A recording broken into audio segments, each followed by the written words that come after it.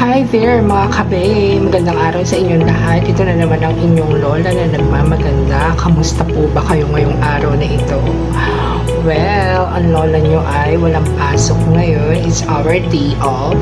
So, it's my first time na makikipagtsikahan sa aking mga subscribers. Magandang araw po sa inyong lahat. Oh my God, kinakabahan ako kasi it's my first time na makikipagtsikahan po sa inyong lahat ngayong araw na ito. And ano po, bigyan lang po natin ng update. So, malapit na po tayo mag 1,000 subscribers. So, unang-una po sa lahat, maraming po salamat sa mga tumatangkilik ng aking mga previous videos na ginawa. If you would notice, ibang-iba pa po yung itsura ko noon, nung time na yun. Kasi nandun pa po ako at the time noon sa Saudi Arabia. So, I was a personal assistant to a prince. Bali, isa pong royal family yung napasukan ko. And I was working for a prince. O, diba? Taray. So, yun po. Kaya, ibang-iba po yung itsura ko na kasi alam niyo naman, syempre, it's Saudi Arabia. So, medyo conservative. Hindi lang medyo conservative, napaka-conservative at the time, nung mga time na yun. Pero, ngayon, I believe na medyo naging maluwag na sa Saudi Arabia. So, yung mga, I think yung mga kagaya ko doon is medyo maluwag na yata sa kanila. I don't know kasi wala na rin naman ako na doon. Nandito na ako ngayon sa Philippines. So, bumalik ako dito sa Pilipinas year 2016 ng month ng August. At bali dito ko na kinontinue yung pag-work ko kasi medyo yung kagaya natin doon sa Saudi Arabia is medyo delikado. So, I really need to protect myself. Protect myself? Ganun. Hindi kasi sa totoo lang, I would be very straightforward with you and then I would be very honest kasi medyo delikado po sa mga kagaya ko sa Saudi Arabia. Talaga, promise, delikado siya. So, I really need to protect myself. Ayoko naman, Diyos ko, na maitapon sa sa desert. So, ayun nga, bumalik na tayo dito sa Philippines. Dito na po tayo nag-work. So, from 2016 up until this present time, year 2024, I'm working as a senior technical support representative for United Kingdom and then Ireland clients. So, medyo kilalang company yung pinapasukan ko. Ayun. So, yun po, mga kape. Bali, it's gonna be my first time na nakikipag-chikahan sa inyo. Though, wala kayo. At hindi kasi tayo naka-live kasi parang medyo kinakabahan pa ako na mag-live. Though, dun sa isa kong social media platform, nagla-live ako nandoon. But recently, hindi na rin ganun ka-active kasi nga, syempre, busy po tayo sa work. And as of this time, itong pag-YouTube natin is parang ko pa lang muna siya. Parang it's just a hobby. Pero time will come siguro in the near future together with my boyfriend, Robert. Shout out, Robert. Ayun. Wala siya dito ngayon kasi nandun siya ngayon sa kanila sa Lai kasi nagpapagaling siya. May sakit si baby boy Robert. So, pagkaling ka dyan ha. Pero babalik na siya by I think sa 6th of the 11th or November. So, babalik na siya sa atin dito sa Makati City. Makati City ba? Ay, hindi pala Makati City kasi it's Taguig City. Wait nga, buksan na natin electric pa, medyo mainit. So, yun. And what else? Yun nga, bali, gusto ko lang po kayong bigyan ng update po sa nangyayari sa ating YouTube channel. Bali, ngayon is, napapansin ko na yung ibang mga videos natin is, napasukan na siya ng ads.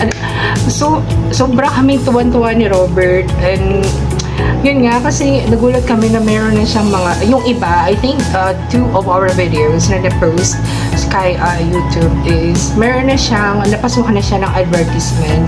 But the thing is, when I searched, nag-research ako dito kay YouTube, meron ding ibang mga YouTubers na doon hindi pa sila na-monetize, pero nakaka-receive na rin sila, napapasokan na rin sila ng mga ads.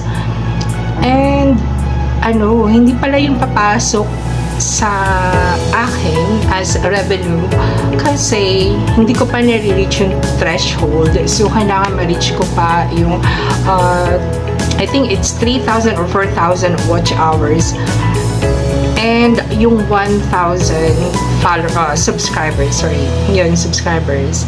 So, yun yung kinaka-career natin ngayon na sana, hopefully, is makuha po natin by the end of the year yung 1,000 subscribers. So, sana naman, mga kabe, tulungan nyo naman ang inyong lola na ma-reach natin ang ating 1,000 subscribers. First 1,000 subscribers natin. And aside from that, kailangan ma-reach din natin yung either 3,000 or 4,000 watch hours. Well, inshallah, makukuha natin yan. Aja, go fighting. Kayang-kaya natin. Basta magtulungan lang po tayo. And I promise you that we're gonna be creating a lot of videos ni Robert. Yung simpleng, actually hindi ko pa nakakuha kung ano pa talaga yung niche ko. Pero so far, ang ginagawa lang namin is magpo-post lang kami ng mga videos. Yung mga parang everyday lives ng normal na mag-partner. So, yun. And sana po, supportahan niyo po kami sa mga videos na ipopost namin. Grabe, kinakabahan ako. Kinakabahan ako kasi masyado ako na-overwhelmed sa mga nangyayari. Sobrang bilis ng mga kaganapan dito kay YouTube. And actually, bali, hindi naman ako ganun yung dire-diretso ba, consistent na nagpo-post ng videos, lalo pati yung long form, yung doon sa may short videos, it's just reaction videos sa mga normally mga 1 minute lang naman or less than a minute yung video na parang shorts videos siya ni YouTube. So this one, consistent po tayo kasi kailangan po natin talaga makuha at least yung subscribers, at least 1,000 subscribers. And then ang susunod na po nating magiging goal would be to reach 4,000 watch hours. And yun nga, hopefully sana po makuha po natin.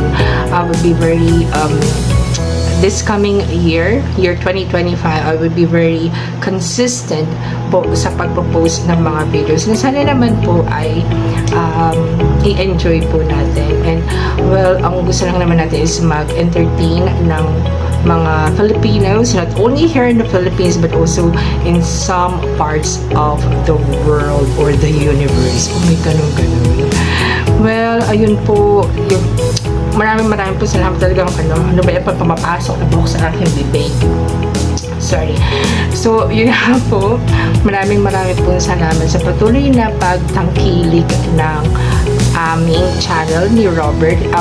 Ngayon, ang pangalan po ng ating channel is ang Lola Nyo Vlogs. Lola kasi, I'm already 50 years old. I turned 50 last September.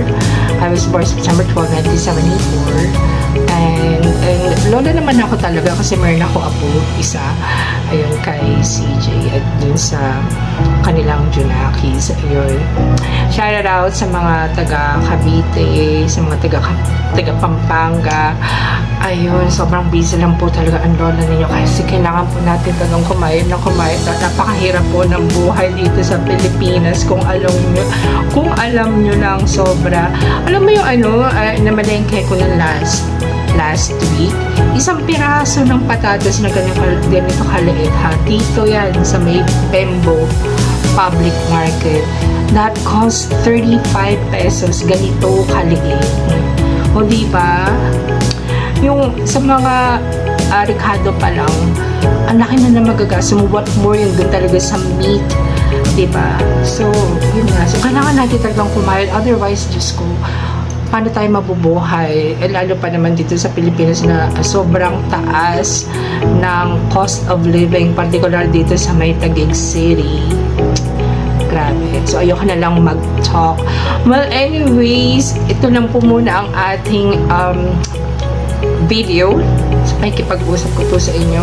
Maraming po salamat ulit sa inyong pagtangkilik and hanggang sa muli po. Again, ito po ang inyong Lola Honey Grace. See you in the next video. Cheers! Bye-bye!